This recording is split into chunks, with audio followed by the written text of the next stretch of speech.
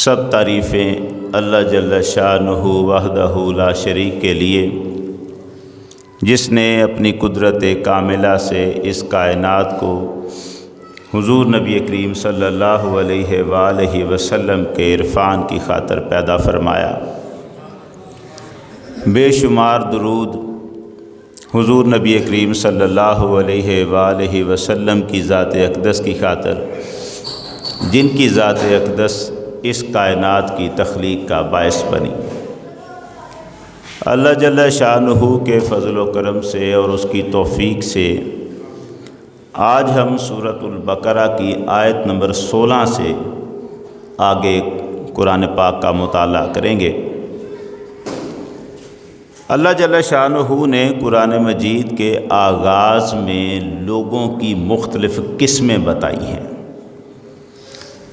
ایک قسم کے لوگ وہ ہیں جن کے دل ایمان کی محبت سے مالا مال ہیں، ان کے دلوں میں ایمان ہے، رسول کی محبت ہے، اللہ کے دین کی تڑپ ہے، وہ سچے اور پکے مومن ہیں اور اپنے ایمان پر کوئی سودا نہیں کر سکتے۔ کچھ لوگ وہ ہیں جو اپنے کفر پر اڑے ہوئے ہیں، ڈٹے ہوئے ہیں، ضد میں ہیں، تکبر میں، تعصب میں، اور ان کو حق پوری طرح سمجھ آنے کے باوجود بھی وہ ہدایت کی طرف آنے کا نام نہیں لیتے، ایسے پکے کافر ہیں۔ اب یہ دو تو قسمیں ہیں الگ، ایک طرف پکے ایمان والے، دوسری طرف پکے کفر والے۔ باقی قسمیں ان کے بیچ ہیں، ان کے درمیان ہیں، ان کے اندر ہیں۔ کچھ لوگ وہ ہیں کہ جو اندر سے تو کافر ہی ہوتے ہیں لیکن باہر اپنا ظاہری روپ مسلمانوں والا بنا لیتے ہیں، اسلام کا لبادہ اوڑھ لیتے ہیں۔ یہ وہ ہیں جن کو ہم عام طور پر منافق کہتے ہیں۔ اچھا، کچھ لوگ ایسے ہیں جو اسلام کو نقصان پہنچانے کے لیے مسلمان نہیں بنے ہوتے۔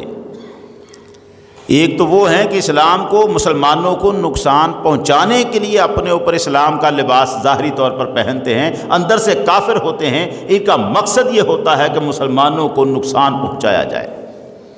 لیکن کچھ لوگ وہ ہیں جن کا تعلق اس بات سے نہیں ہے کہ کسی کو نقصان پہنچانا ہے۔ یہ بیچارے وہ ہیں جن کی کل ساری غرض و غایت وہ دنیا اور دنیا کا مال ہوتا ہے۔ دیکھتے ہیں ہم مذہب اسلام پہ نہیں ہیں اور ہماری حالت بڑی غربت والی زندگی اور مشکلوں والی زندگی ہے، اور مسلمان یہاں پر اچھی زندگی گزار رہے ہیں، اچھے حالات میں ہیں۔ جہاں کہیں ایسا ہو تو وہ یہ سوچتے ہیں کہ چلو ہم بھی مسلمان ہو جاتے ہیں اور ایسی آزادی، ایسی سہولتیں، ایسی نعمتیں ہم بھی لے لیتے ہیں۔ یعنی دنیا کے مال کی خاطر یہ اسلام کی طرف لپکتے ہیں۔ ایسے لوگ جب اسلام میں آ جاتے ہیں تو اب چونکہ اللہ تو ان کا مقصد تھا ہی نہیں، محبت رسول تو ان کا مقصد تھا ہی نہیں، یہ تو آئے تھے دنیا کی چاندی دیکھ کر۔ اب اگر تو ان کو دنیا کا وہ مال اور وہ چاندی ملتی رہے تو رہیں گے اپنے مذہب، اس نئے مذہب اسلام پر قائم جو انہوں نے قبول کیا ہے۔ لیکن اگر حالات مقابلے میں کھڑے ہو جائیں، مشکلات پیش آ جائیں، دشمنوں کی مخالفتوں کا سامنا کرنا پڑ جائے، کہیں مسلمانوں پر ان کے مسلمان ہونے کی وجہ سے کوئی مصیبتیں آ جائیں، یہ بیچارے جنہوں نے اسلام قبول کیا تھا سہولتوں کی خاطر، اب ان کے قدم ڈگمگانے شروع ہو جاتے ہیں، کیونکہ یہ اللہ کی خاطر تو دین میں نہیں آئے تھے، یہ تو آئے تھے دنیا کے اس مال کے لیے، اور مال کمانا تو دور رہا، یہاں تو مشکلات کا سامنا کرنا پڑ گیا، دشمن سے ٹکر لینی پڑ گئی۔ یہ باتیں برداشت نہیں ہوتی، اور اکثر ایسے ہوتے ہیں جو یہاں پر آ کر ایسے ڈگمگاتے ہیں کہ قدموں پر پلٹ جاتے ہیں۔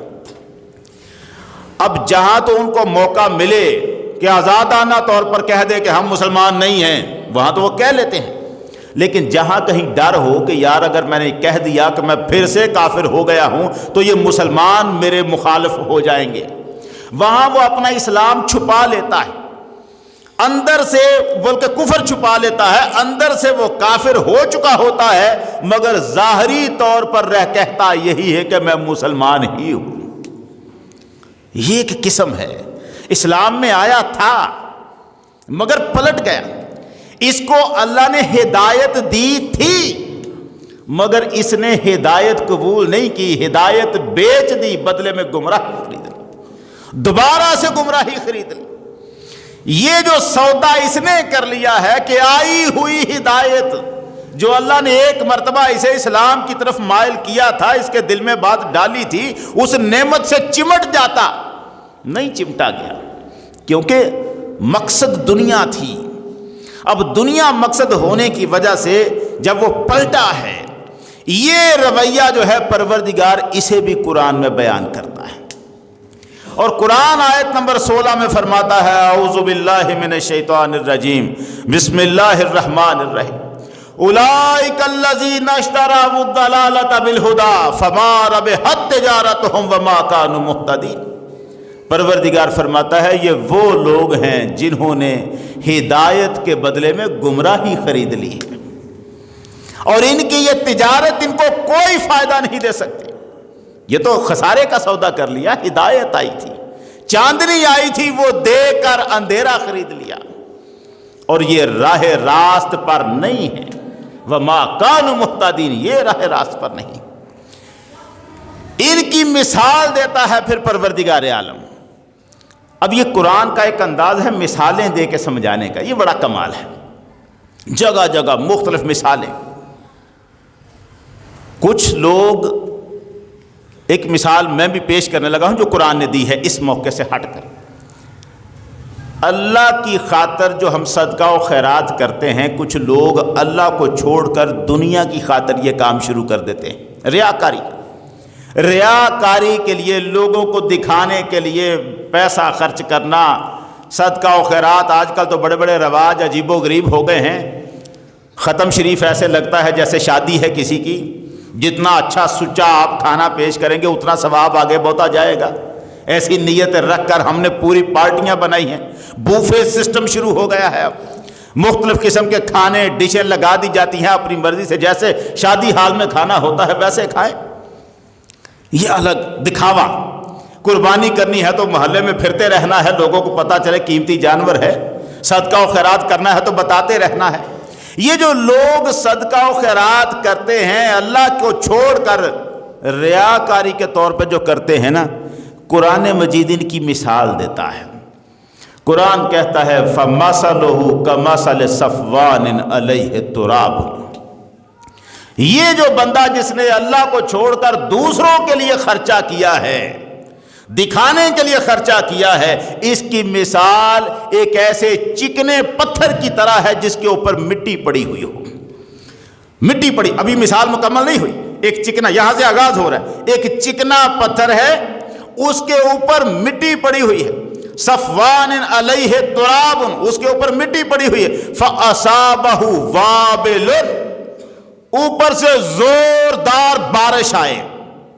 اب بارش کا کرشمہ کیا ہے، جہاں مٹی ہو وہاں ہریالی اگے گی۔ بارش زمین میں، مٹی میں فصلیں اگاتی ہے، پھل اگاتی ہے، پودے اگاتی ہے۔ کچھ ہمارے استعمال والے ہیں جو استعمال والے نہیں ہوتے، ہم ان کو جڑی بوٹیاں کہہ دیتے ہیں، زمین میں تو اگ پڑتا ہے۔ وہ زمین مٹی جہاں پڑی ہو، لیکن اب یہاں مٹی کہاں پڑی تھی؟ پتھر کے اوپر۔ زوردار بارش آئے کیا ہوگا؟ قرآن کہتا ہے فَأَصَابَهُ وَابِلٌ فَتَرَكَهُ صَلْدًا، بارش آ کر کیا کرے گی؟ اس مٹی کو صاف کر دے گی، وہ چکنا پتھر باقی نظر آنا شروع ہو جائے گا۔ اگے گا کچھ نہیں، فائدہ کچھ نہیں، نفع کچھ نہیں۔ ایسے ہی جو لوگوں کو دکھانے کے لیے مال خرچ کر رہا ہے، کوئی نیکی اس کے نامہ اعمال میں نہیں لکھی جائے گی، کوئی فائدہ اسے اس کے خرچے کا نہیں ہے۔ اب قرآن نے اس کا خرچہ کرنے والے کی مثال چکنے پتھر پر پڑی ہوئی مٹی کی طرح کر دی، مثال دی سمجھانے کے لیے، جیسے وہاں کچھ نہیں اگ سکتا ویسے ہی اسے کوئی فائدہ حاصل نہیں ہو سکتا۔ ایک آدمی جسے اللہ علم عطا کرتا ہے دین کا، قرآن کی آیتوں کا، اور وہ اس علم کو تبلیغ کا ذریعہ نہیں بناتا، دین لوگوں کو سمجھاتا نہیں، پیسے کمانے کا ذریعہ بنا لیتا ہے، تقریریں کر کے، ریٹ فکس کر کے، طے کر کے دیہڑیاں لگاتا ہے۔ ہمارے ہاں ایسی اکثریت ہے، اب زمانہ ہی ایسا ہے۔ یہ جو پیسے کمانے والا بندہ ہے، پیسے کمانے والا، ریٹ طے کر کر کے دین بیچ رہا ہے جو بندہ، قرآن اس کی بھی مثال دیتا ہے۔ وہ کہتا ہے یہ جو بندہ ہے نا، جو میرے دین کو، جس کو میں آیتوں کا علم دیتا ہوں اور وہ اس علم کو یوں دنیا کمانے کا ذریعہ بناتا ہے، فَمَثَلُهُ كَمَثَلِ الْكَلْبِ، اس کی مثال کتے کی طرح ہے۔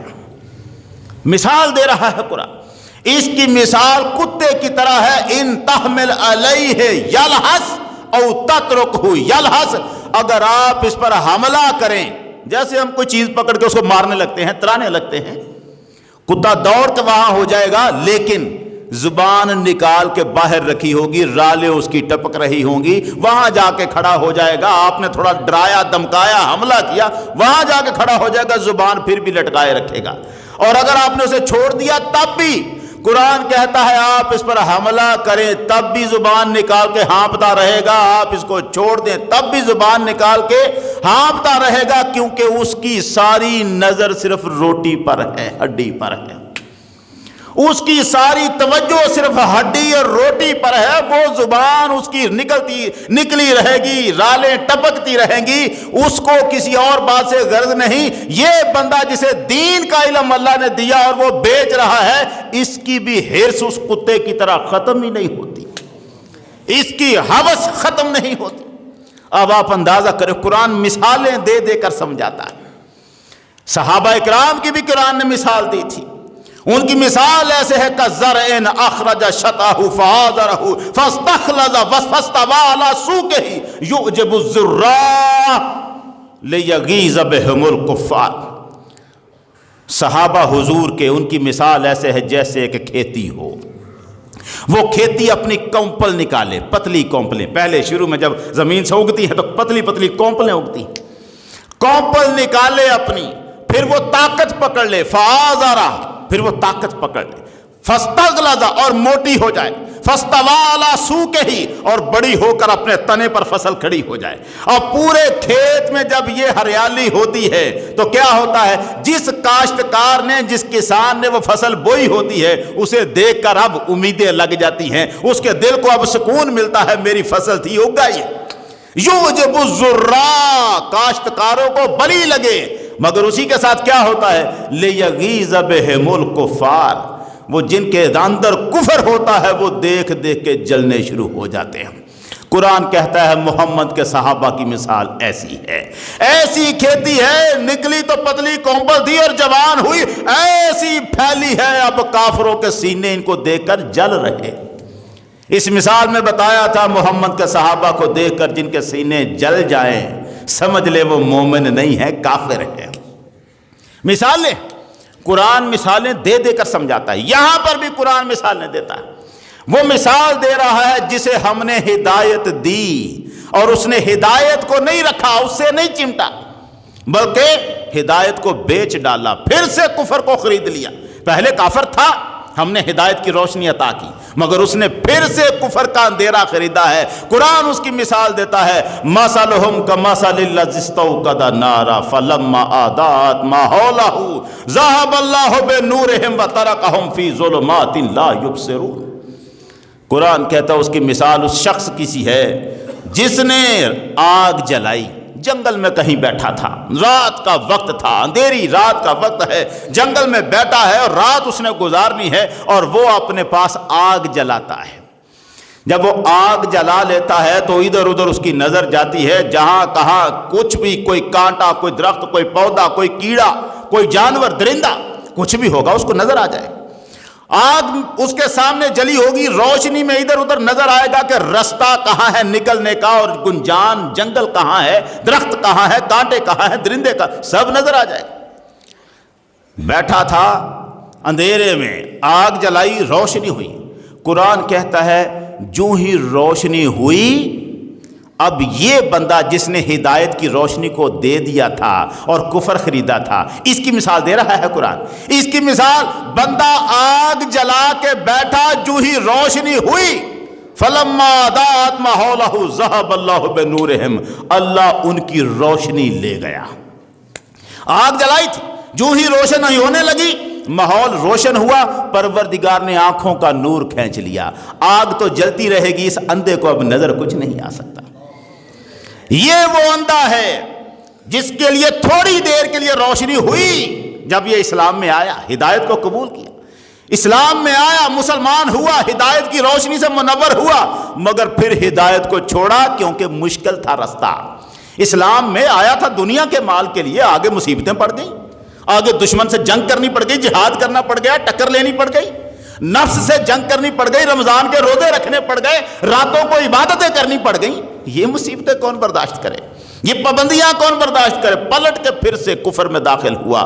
قرآن کہتا ہے اس کی مثال اس شخص کی ہے جو جنگل میں اندھیری رات میں بیٹھا ہے اور آگ جلائی، ذرا روشنی ہوئی ذرا دیر کے لیے، پھر اندھیرے میں، اس کے بعد وہ پھر سے اندھیرے میں ہے۔ صم بکم عمی فہم لا یرجعون، اب یہ بہرا ہے، اس کو اگر کوئی حق بات سمجھاؤ گے بھی اسے سمجھ نہیں آئے گی، سنی نہیں جائے گی۔ بکمن گنگا ہے، اس کی زبان سے اب اللہ رسول کی کوئی بات نہیں نکل سکتی، حق ہدایت کی کوئی بات نہیں نکل سکتی۔ دوبارہ کافر ہو چکا ہے، دوبارہ اندھیرے میں جا چکا ہے۔ اومیون، اب یہ ایسا اندھا ہے اسے حق کا رستہ نظر نہیں آ سکتا۔ فہم لا یرجعون، اب یہ پلٹ کر پھر اسلام کی طرف نہیں آئے گا، ایسا ڈرا ہے پابندیوں سے۔ یہ اس کی مثال ہے جو آیا تھا اسلام میں، پلٹ کے چلا گیا۔ اچھا، کچھ ایسے لوگ بھی ہوتے ہیں جو بیچ میں تذبذب کا شکار رہتے ہیں۔ مسلمان ہوئے، دیکھا مشکلات آ گئی ہیں، یار ہم نے تو سوچا تھا آسانیاں ملے گی، یہ تو پابندیاں آ گئیں، چلو چھوڑو ادھر چلتے ہیں۔ اب بظاہر وہ مسلمان ہیں، اندر سے کافر ہو جاتے ہیں، پلٹ جاتے ہیں، اور رہنا اپنا اٹھنا بیٹھنا دکانیں پھر سے کافروں کے ساتھ۔ لیکن کچھ دن بعد پھر دیکھتے ہیں کہ یار مسلمان تو پھر بڑی عیاشی میں ہے۔ میں عیاشی کا لفظ جو استعمال کر رہا ہوں اس کا مطلب بڑی اچھی حالت میں، جو ان کے نزدیک ہے عیاشی والی زندگی جس کو وہ طلبگار تھے۔ دیکھتے ہیں مسلمان تو بڑی یار، یہ تو بڑا، پھر سے وہ جنگ کے خطرے ٹل گئے، فوجیں بارڈروں سے ہٹ گئیں، جنگ جہاد ختم ہوا، یہ تو پھر چمک گئے، پھر سے آ گئے۔ مسلمانی کا لبادہ تو اوڑا ہی ہوا تھا، ابھی کافروں کا اعلان تو کفر کا کیا ہی نہیں، پلٹ کے اسلام، ہم جی بالکل آپ کے ساتھ ہے، اور پھر سے آ گئے، سچے ہو کر مسلمان بن کے آ گئے۔ چند دن کے بعد پھر سے مشکل وقت آیا، سوچا مصیبتیں ہیں یار، یہ تو بڑا عجب مسئلہ ہے، پھر سے پلٹ گئے۔ یعنی یہ تذبذب میں رہتے ہیں، جو ہی مصیبت آتی ہے مسلمانوں پر پلٹ کے کافروں کی گود میں، اور جو ہی دیکھتے ہیں کہ مسلمانوں کے لیے کوئی سہولت ہے، آسانی ہے، دوڑ کے جی ہم تو آپ کے ساتھ ہیں، اسلام۔ یہ بار بار اسلام کے اندر آنے والے اور کفر میں جانے والے، اندر آنے والے کفر میں جانے والے، ان کی پھر قرآن ایک نئی مثال سے بات سمجھاتا ہے۔ قرآن کہتا ہے ان کی مثال ایسے ہے جیسے رات کا وقت ہو، اندھیرا ہو اور بارش تیز برس رہی ہو۔ جب رات کا وقت ہو، تیز بارش ہو، تو بارشیں خود بھی اندھیرا کر دیتی۔ آپ نے دیکھا دن کے وقت اگر بادل آ جائیں تو دن میں اندھیرا ہو جاتا ہے، اور رات ہو اور پھر بادل آ جائیں، بارش ہو جائے تو اندھیرا اور بڑھ جائے گا۔ لیکن اس اندھیرے کے ساتھ کچھ اور بھی ہوتا ہے، بجلی چمکتی ہے، کڑکتی ہے۔ یہ بارش کا اپنا ایک انداز ہے، اس میں کڑک بھی آئے گی، چمک بھی آئے گی۔ ایک آدمی جو کہیں سفر کر رہا ہے، رات کا وقت ہے اور رات کے اس وقت میں سفر کر رہا ہے، نظر کچھ نہیں آ رہا، اوپر سے بارش بھی، اور اندھیرا بڑھ جاتا ہے۔ اب بارشوں میں وہ کیا کرے، کیسے سفر کرے، چلے کہاں، رک جائے گا۔ پھر جب کبھی بجلی چمکی تو تھوڑی سی نظر پڑے گی دور تک، اچھا یہ ہے رستہ، وہ بجلی کی چمک میں اس کو تھوڑی سی روشنی ہوگی، تھوڑی دور تک نظر آئے گا، 2 قدم چلے گا پھر اندھیرا۔ بجلی کتنی دیر تک چمکتی رہتی ہے، 2 قدم چلا پھر اندھیرا، رک گیا، پھر تھوڑی دیر کے بعد اگر بجلی چمکے گی تو جب بجلی چمکے گی چلے گا، روشنی ہوگی تو، اور جب بجلی چمکنا بند ہوگی، اندھیرا ہوگا، پھر رک جائے گا۔ یہ بندہ بھی ایسا ہے، بار بار اسلام کے راستے پہ چلتا ہے، پھر پلٹ کے کفر میں جاتا ہے۔ آج یہ مزاج کم ہے، جب کہ قرآن کی یہ آیتیں آئی تھیں یہ مزاج عام تھا لوگوں کے اندر۔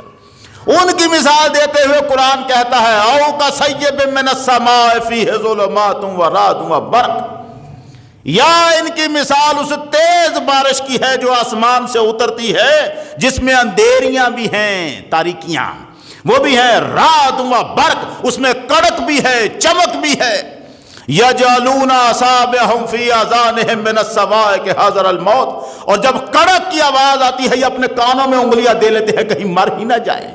کڑکا ایک بجلی کا آتا ہے تو اکثر ڈر جاتا ہے بندہ، کانپ جاتا ہے۔ یہ کیا ہے؟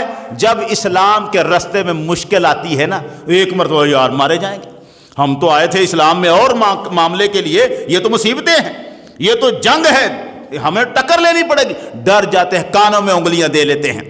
واللہ محیط بالکافرین، اور اللہ تعالیٰ وہ تو کافروں کو گھیرے ہوئے ہے۔ یہاں وہی رہے گا مسلمان بن کے جس کا دل سچا ہے۔ یہ جو روپ بنا بنا کے آ رہے ہو ہم نکھار کے باہر پھینک دیں گے، جن کے اندر دل کے اندر کفر ہے نا نتر کے باہر ہو جائیں گے، اللہ نے گھیرا ہوا ہے۔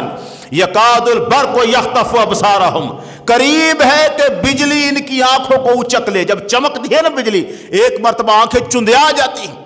کلما اضاء لہم مشوا فیہ، جب روشنی ہوتی ہے تو چل پڑتے ہیں، وہ جب بجلی چمکتی ہے چل پڑتے ہیں۔ وَإِذَا أَظْلَمَ عَلَيْهِمْ قَامُوا، اور جب پھر سے اندھیرا چھاتا ہے تو پھر رک جاتے ہیں۔ یہ ہے ان کا حال، ذرا تھوڑی دیر کے لیے چلنا اور تھوڑی دیر کے لیے رک جانا۔ وَلَوْ شَاءَ اللَّهُ لَذَهَبَ بِسَمْعِهِمْ وَأَبْصَارِهِمْ، اگر اللہ چاہے ان کے سننے کی قوت بھی کھینچ لے، ان کے دیکھنے کی قوت بھی کھینچ لے، ان کے پاس کچھ بھی نہ رہے۔ ان اللہ علی کل شیء قدیر، اللہ ہر چیز پر قدرت رکھنے والا ہے۔ اب یہاں تو آپ نے ایک رویہ دیکھا، یہ تو تھا ان لوگوں کا جو ڈرے رہتے ہیں، تذبذب میں رہتے ہیں۔ اب آئیں ذرا ان لوگوں کی طرف جو چمٹ گئے ہیں اللہ کی ہدایت کے ساتھ، جن کو کوئی چیز ہلا نہیں سکی جب وہ آئے ہیں اس طرف، جو ظلم و ستم حضور کے صحابہ کے ساتھ ہوئے ہیں، تاریخ کانپ جاتی ہے، کافر آج کا ان کو پڑھ کے کانپ جاتا ہے۔ کمال تھے وہ مسلمان جو اس کے باوجود بھی، ان حالات کے باوجود بھی جنہوں نے اپنا دین نہیں چھوڑا، کیا کیا ظلم و ستم نہیں سہے حضور کے صحابہ نے۔ میں ایک عام طور پر سنتے ہیں ان ظلم مظالم کو، تو میں اس وقت بیان نہیں کر رہا سارے، ایک چھوٹا سا واقعہ ہے، چھوٹا سا واقعہ۔ حضرت عمر فاروق رضی اللہ تعالی عنہ نے ایک دستہ بھیجا روم کے بادشاہ کے خلاف جنگ کے لیے۔ دستہ چھوٹا تھا، عبداللہ بن حذافہ یہ اس کے سپہ سالار تھے۔ جب یہ دستہ گیا کافروں سے لڑا تو یہ جیت نہیں سکا، گرفتار ہو گیا۔ رومیوں نے ان کو گرفتار کر لیا۔ اب باقی جو مسلمان تھے ان میں وہ سارے صحابہ نہیں تھے، عمر فاروق رضی اللہ تعالیٰ عنہ کا دور ہے، عبداللہ بن حذافہ یہ صحابی ہیں، اور باقی کچھ لوگوں میں اور بھی صحابی ہوں گے مگر باقی تابعین میں سے تھے جو ان کے شاگرد تھے، آگے گرفتار ہو گئے۔ لوگوں نے جا کے روم کے بادشاہ کو بتایا، وہی سپاہیوں نے جا کے بتایا کہ یہ جو آئے ہیں نا ان میں سے کچھ وہ ہیں جنہوں نے اپنے نبی محمد کی صحبت بھی اختیار کی ہوئی تھی، صحابی، یہ سارے عام مسلمان نہیں ہیں، ان میں کچھ صحابی بھی ہیں۔ کہنے لگا اچھا بلاؤ۔ وہ عبداللہ بن حذافہ کو لے آئے سپاہی، چل آ۔ روم کے بادشاہ کے سامنے عبداللہ بن حذافہ کھڑے ہوئے۔ عبداللہ کو کہنے لگا، رومی بادشاہ کہنے لگا میں تجھے ایک پیشکش کرتا ہوں، پکڑا تو گیا ہے، ہم سزا دیں گے، مار دیں گے، تجھے ایک پیشکش کرتا ہوں، حل لک ان تتنصر و اشرکک فی ملکی و سلطانی، اگر تو عیسائی ہو جائے میری آدھی سلطنت کا بادشاہ تجھے بنا دیتا ہوں۔ بڑا لارا، بڑی پیشکش عبداللہ بن حذافہ کو، اگر تو عیسائیت قبول کر لے، اسلام چھوڑ کر، آدھی سلطنت میں تجھے دے دیتا ہوں۔ عبداللہ بن حذافہ کہنے لگے تو آدھی کی بات کر رہا ہے؟ لو اعطیتنی بجمیع ما تملک وجمیع مملکۃ العرب الا ان ارجع عن دین محمد طرفۃ عین ما فعلت، اللہ کی قسم تو آدھی سلطنت کی بات کرتا ہے اور دین قبول کرنے کی بات کرتا ہے، میں کہتا ہوں تو ساری سلطنت کا بادشاہ بھی اگر مجھے بنا دے، آنکھ جھپکنے کی دیر کے لیے بھی میں محمد کا دین چھوڑنے کو تیار نہیں۔ تو کہتا نا دین چھوڑ کے آ جا اور تیرا دین قبول کر لوں، عیسائی بن جاؤں، تو کہے نا آنکھ جھپکنے کی دیر کے لیے بھی اسلام چھوڑ کے ادھر آ جاؤں، میں اتنی دیر کے لیے بھی محمد کا دین چھوڑ کر نہیں آ سکتا، خواہ تو مجھے پوری اپنی بادشاہت دے دے اور اس کے ساتھ عرب کا بادشاہ بھی بنا دے، تب بھی نہیں ہو سکتا۔ روم کا بادشاہ کہنے لگا بڑا گستاخ ہے، ہم نے پیشکش کی اور اسے قبول نہیں ہے، سولی پہ چڑھا دو اسے۔ وہ لے گئے پکڑ کے، جب سولی چڑھانے لگے اس نے خاص مصابوں کو بلایا، کہنے لگا اسے لٹکا کے نا سولی پر، پھانسی دینی نہیں، مارنا نہیں، تیر اندازوں کو مقرر کرو، اس کے دائیں بائیں تیر پھینکے، بارش کر دیں تیروں کی، لیکن تیر اسے لگے نہ، ڈرانا ہے، ڈراوا دینا ہے، اور بار بار پوچھو قبول کرتے ہو عیسائی مذہب، اور کسی وقت یہ ڈر کر قبول کر لے گا۔ انہوں نے ایسا ہی کیا، سولی پہ لٹکایا اور تیروں کی بارشیں کرنے لگ پڑے، اور تھوڑی تھوڑی دیر اب تیر گزرتے ہیں پاس سے، ہر لمحہ ڈر ہے کب تیر لگا مجھے کہ نہ لگا، ڈرتا ہوا ڈر رہا ہے کام، معاملہ تو یہی ہوتا ہے۔ جب تیر گزر رہے ہیں تھوڑی دیر کے بعد وہ تیروں کو روکتے ہیں، پوچھتے ہیں ہاں کرتے ہو قبول عیسائی مذہب؟ انہوں نے کہا نہیں، میں محمد کا دین پہ ہوں، اسی پہ مروں گا، مارو تیر مجھے۔ پھر بارشیں کرتے ہیں، اتنے میں بات نہیں بنتی، بادشاہ تک خبر جاتی ہے، نہیں مانتا۔ بادشاہ نے کہا سولی سے اتار لو، ایک دیگ میں پانی گرم کرو، ابال دو پانی کو۔ کتنا معاملہ ہے، پانی کو ابالو، دیگ میں ابالا گیا۔ بادشاہ نے کہا اس کی آنکھوں کے سامنے پہلے 2 مسلمانوں کو اس ابلتے ہوئے پانی میں، کھولتے ہوئے پانی میں 2 مسلمان ڈالو۔ جیل سے نکال کر 2 مسلمانوں کو، جن کو پتا ہے ہم کھولتے ہوئے پانی میں جانے لگے ہیں، ابلتے ہوئے پانی میں جانے لگے ہیں، وہ ایمان والے تھے نا، نہیں گھبرائے، انہوں نے کہا پھینک دو۔ اب عبداللہ دیکھ رہے ہیں 2 مسلمانوں کو ان کے سامنے ابلتی ہوئی دیگ، بڑی دیگ کے اندر پھینک دیا گیا، پھینکے گئے، باری باری دونوں کو پھینکا گیا۔ عبداللہ کھڑے ہیں، نہیں ان کے پاس معاملہ، انہوں نے عیسائیت کو قبول نہیں کیا۔ بادشاہ کو خبر گئی کہ ہم نے کر کے دیکھ لیا، اس کو بھی نہیں ابھی تک مانا، اس نے کہا اسے بھی پھینک دو، پھینک دو، اسے ختم کرو اس کا قصہ۔ عبداللہ بن حذافہ کو جب دیکھ کے قریب کیا، لگے پھینکنے، تو عبداللہ نے رونا شروع کر دیا۔ اب جب روئے نا تو لگا کہ اس کا مطلب ہے اس کا دل کچھ ڈرا ہے، خوف کھایا ہے۔ اب یہ بادشاہ کو خبر پہنچائی، اب دیگ محل کے اندر، دربار کے اندر تو نہیں نا گرم کرنی تھی، یہ کام تو باہر ہوتا ہے نا، خبر جاتی، خبر پہنچائی کہ جناب رو پڑا ہے، انہوں نے کہا روک دو، لے آؤ اسے۔ خیال تھا کہ یہ اب عیسائی مذہب قبول کرنے کے لیے مائل ہو گیا ہے، بلائے۔ جب عبداللہ بن حذافہ اس کے سامنے آئے، کہنے لگا ہاں کرتے ہو عیسائی مذہب قبول؟ عبداللہ کہنے لگے بالکل نہیں، ہرگز نہیں، میں محمد کے دین پر ہی مروں گا۔ کہنے لگا پھر روتا کیوں ہے، رویا کیوں ہے؟ سننے والے لفظ ہیں، امام بیہقی نے شعب الایمان میں نقل کیے ہیں اس کو، وہ لفظ واقعہ۔ انہوں نے کہا روتا کیوں ہے؟ کہنے لگے رو اس لیے رہا تھا میرے پاس صرف ایک ہی جان ہے اللہ پر مارنے کے لیے۔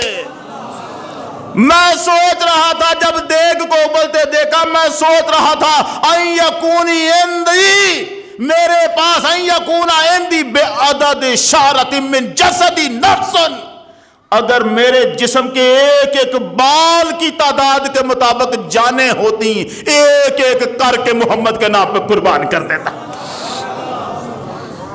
ایک ایک۔ بادشاہ بڑا حیران، یہ کیا ہے؟ ایویں نہیں اعلیٰ حضرت نے لکھا کروں تیرے نام پہ جاں فدا، نہ بس ایک جاں دو جہاں فدا، 2 جہاں سے بھی نہیں جی برا، کروں کیا کروڑوں جہاں نہیں۔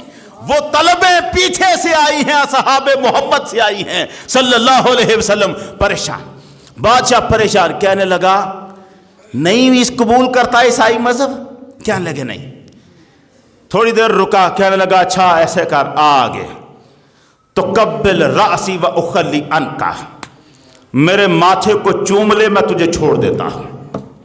روایت نہیں بتاتی کہ اس نے یہ چومنے کی بات کس نیت سے کی تھی، اسے بندہ اتنا اچھا لگا یا وہ چاہتا تھا کہ چل قبول نہیں کرتا عیسائی مذہب ماتھا ہی چوم لے، نیت کا پتہ نہیں ہمیں روایت نے بتایا، لیکن روایت یہ کہتی ہے اس نے کہا تو قبل راسی و اخلی عنک، تو بس میرا ماتھا چوم لے میں تجھے آزاد کر دوں گا۔ عبداللہ کہنے لگے صرف میری بات نہ کر، میرے سارے لشکر کی بات کر تو چوم لیتا ہوں ماتھا تیرا۔ کہا اب یہ کفر تو نہیں ہے نا، ماتھا چومنا ہے تو کفر تو نہیں ہے، لیکن میرا لشکر چھوٹ جائے۔ اس نے کہا اچھا ٹھیک ہے تو میرا ماتھا چوم لے میں لشکر چھوڑ دیتا ہوں۔ آگے بڑھے عبداللہ بن حذیفہ سہمی، محمد کے صحابہ، بچے یہ سرکار کے زمانہ اقدس میں تو چھوٹی عمر کے تھے عبداللہ، اب جوان ہوئے تھے۔ انہوں نے حضور کو تو بچپن میں دیکھا تھا، اب جوان ہوئے تھے۔ ان کا یہ حال ہے جس نے جوانی میں سرکار کو دیکھا تھا، اس کے نظارے کیا ہوں گے، ان کی شانیں کیا ہوں گی جنہوں نے لمحے گزارے ہیں سرکار کے ساتھ۔ عبداللہ آگے بڑے، ماتھے کو چوما، پیچھے ہٹے۔ رومی کہنے لگا جاؤ تمہارا سارا لشکر آزاد۔ اپنے سارے دستے کو لے کے واپس آ گئے۔ جب عمر فاروق رضی اللہ تعالیٰ عنہ کے دربار میں پہنچے نا، وہاں کسی نے کہا، انہوں نے بتایا، پوچھا کیا احوال رہے، لوگوں نے بتایا ہم یوں گرفتار ہو گئے تھے، پھر یہ ہمارے ساتھ ہوئی، 2 مسلمان ہمارے، ان کو دیگ میں پھینک دیا گیا، عبداللہ کے ساتھ یہ معاملہ ہوا، اور آخر میں بات یہاں ہم آزادی ہماری اس بات پہ ہوئی ہے، رومی بادشاہ نے عبداللہ کو کہا تھا میرے ماتھے کو چوم میں تمہیں سب کو چھوڑ دیتا ہوں، اس پر اس نے ماتھے کو چوما، ہم سب کو آزادی مل گئی۔ عمر فاروق اپنی جگہ سے اٹھ کے کھڑے ہو گئے، کہنے لگے حق علی کل مسلم ان یقبل راس عبداللہ بن حذیفہ، ہر مسلمان پر لازم ہے کہ عبداللہ کے سر کو چومو اٹھ کے، وَأَنَا أَبْدَأُ، سب سے پہلے اس کے سر کو بوسہ میں عمر دوں گا۔ آگے بڑھ کے بوسہ دیا، جس نے اپنے سارے دوستوں، ایسا ایمان پہ ڈٹا رہا، چھوڑا نہیں ایمان کو۔ اور ہمارے لیے کیا ہوتا ہے، ذرا سی بات پہ ایمان یوں کانپتا ہے، ہمارے ہاں بھی ہوتا ہے، یہ پرانی باتیں نہیں، اب بھی ہوتا ہے۔ ہم پوچھتے ہیں کوئی حل بتا دیں، کسی طرح سے یہ جائز نہیں ہو سکتا۔ ہمارے کالجوں یونیورسٹیوں میں اس پر سوال اٹھ رہا ہے، سور کھانا کیوں منع کیا ہے شریعت نے، خنزیر کھانا کیوں منع کیا ہے، آخر کیا وجہ ہے؟ ہو سکتا ہے اسی زمانے کے لیے ہو، آج جائز ہو جائے۔ آج کے دور میں شراب پینا وہ لوگ پی رہے ہیں اور اس کو بھی سمجھتے ہیں کوئی نہیں سب چلتا ہے، جرم چل رہے ہیں، دل کرتا ہے یار یہ حلال ہی ہوتی تو کیا تھا، ہم بھی پی لیتے۔ یہ جو جن کے دلوں کے اندر ایمان ڈگمگاتا ہے نا، کانپتا ہے، ان کی حالتیں ایسی بن چکی ہیں۔ ہمارے ٹی وی میں ڈرامے لگتے ہیں، امیروں نے اپنے گھروں میں بتوں کی تصویریں رکھی ہوئی، اور میں تو کل دیکھ رہا تھا، اب تو عجیب و غریب ایک دربار پر گنیش دیوتا کا بت رکھا ہوا ہے، قبر پیچھے ولی اللہ کی بنائی ہوئی ہے، یہ اللہ کا ولی ہے، اور اس کے مزار کے سامنے گنیش وہ ہاتھی کی سونڈ والا وہ دیوتا ان کا اس کا مجسمہ بنا کے رکھا ہوا ہے، اور بندہ جا کے قبر پر بڑی لجاجت کے ساتھ ماتھا رکھ، منہ رکھ، کیا کر رہا ہے، اپنی تذلیل کیوں کر رہا ہے؟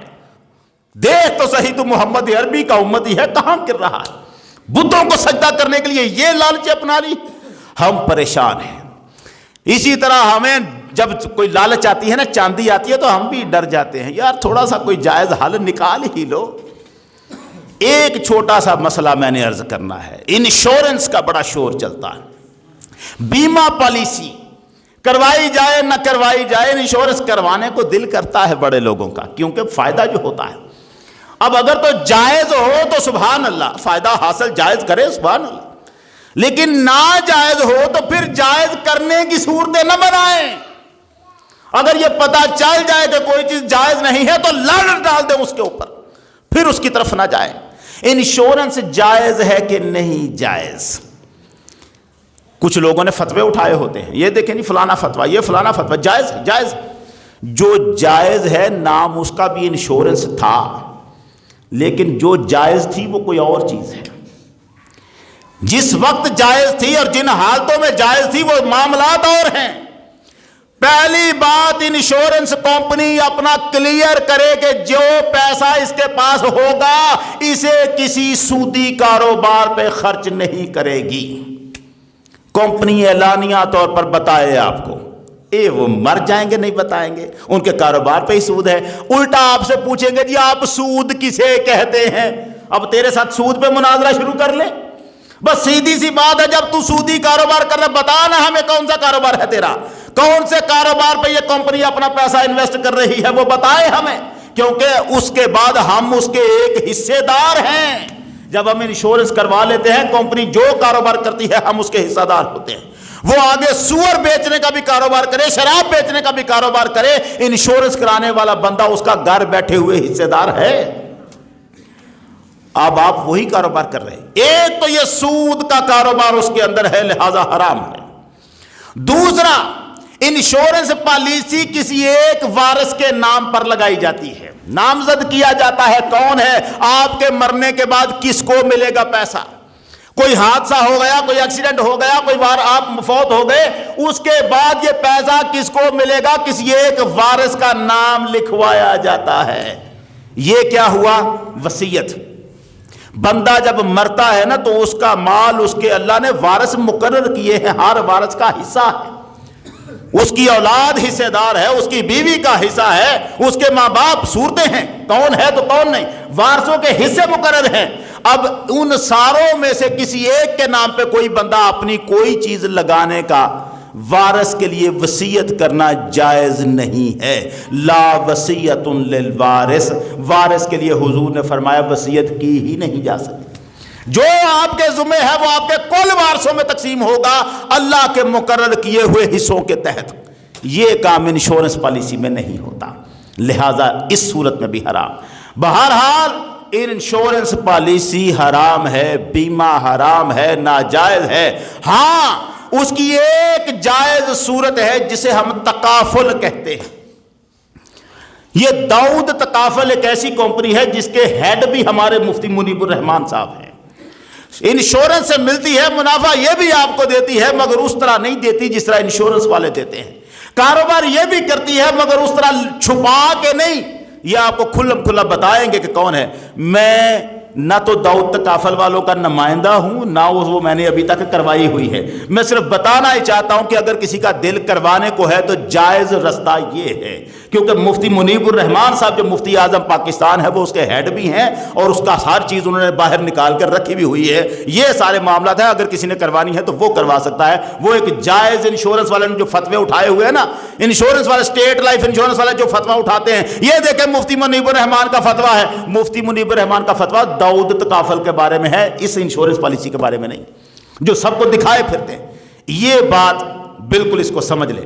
اب تیسری بات اور آخری بات.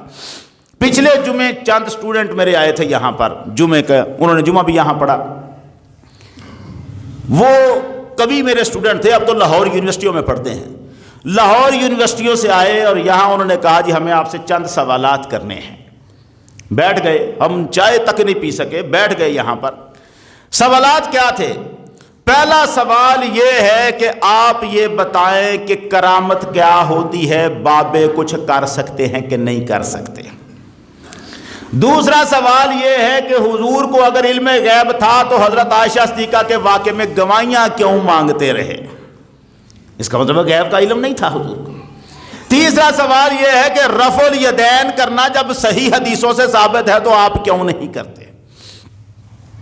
آپ دیکھ رہے ہیں سوالات کی نوعیت کو، آپ سمجھ رہے ہیں. چوتھا سوال یہ تھا کہ قرآن ہم سیدھا سیدھا خود پڑھیں، حدیثیں پڑھیں. یہ کیا بات ہے کہ جی عالموں کی رہنمائی میں پڑھیں، عالموں سے پڑھیں، ایسے کیا ہم ڈائریکٹ پڑھ سکتے ہیں قرآن کو، حدیث کو؟ اس کی ممانعت آپ کیوں کرتے ہیں؟ 4 سوال.